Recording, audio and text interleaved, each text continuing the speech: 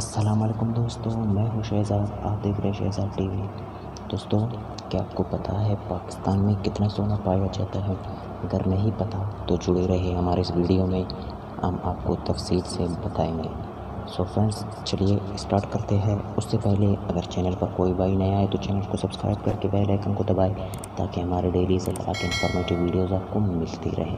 سو friends, چلیے start کرتے ہیں۔ سو دوستوں، آج ہم آپ کو پاکستان میں پائے جانے والے سونے کے بارے میں کچھ معلومات دیں گے۔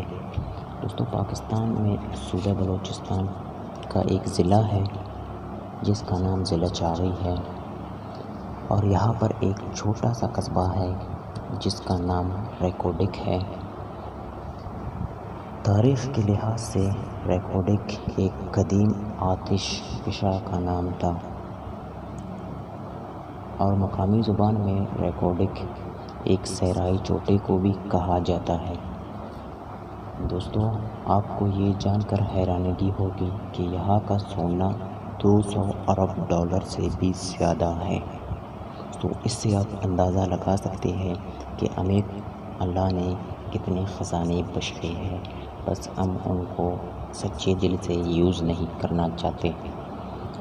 سو فرینڈز،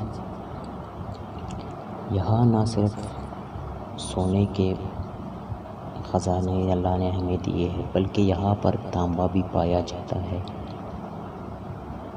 دوستوں، ریکوڈک میں نمک اور بھی بہت سارے معدنیات پائے جاتے ہیں۔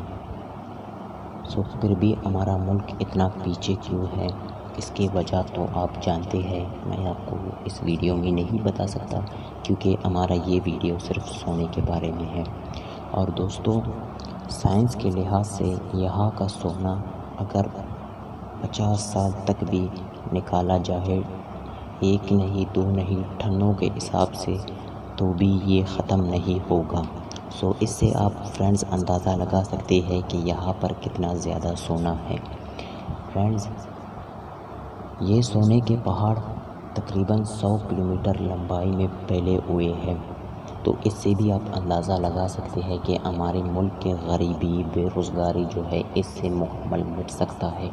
صرف فرق یہ ہے کہ یہ کبھی ایک سچے اچھے ہاتھ میں نہیں آئے، سو اسی لیے ہمارا ملک جو ہے اتنا پیچھے رہ گیا۔